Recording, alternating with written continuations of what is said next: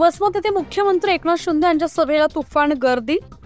हिंगोली लोकसभा मतदारसंघाचे महायुतीचे उमेदवार श्री बाबुराव पाटील कोळीकर यांच्या प्रचारार्थ हिंगोली लोकसभा मतदारसंघातील वसमत येथे मुख्यमंत्री एकनाथ शिंदे यांची जाहीर सभा आज दिनांक 24 रोजी दुपारी 1 वाजता झाली। या सभेला मोठ्या प्रमाणात महायुतीचे कार्यकर्ते तसेच जनता उपस्थित होती। पाहूया काय म्हणाले मुख्यमंत्री एकनाथ शिंदे। हिंगोली मतदारसंघामध्ये जी अडलेली पडलेली थांबलेली कामं जी आहेत ती पूर्ण केल्याशिवाय बाबुराव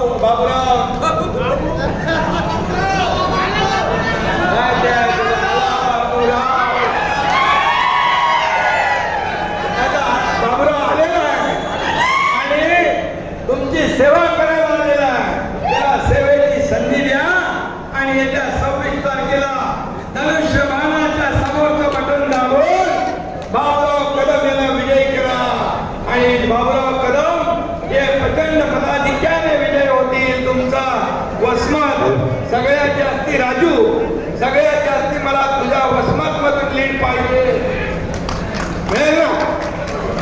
100% मिळेल सांगितलं। ठीक। न्यूज 15 मराठीसाठी प्रतिनिधी किरण मुक्कावार, हिंगोली लोकसभा मतदारसंघ।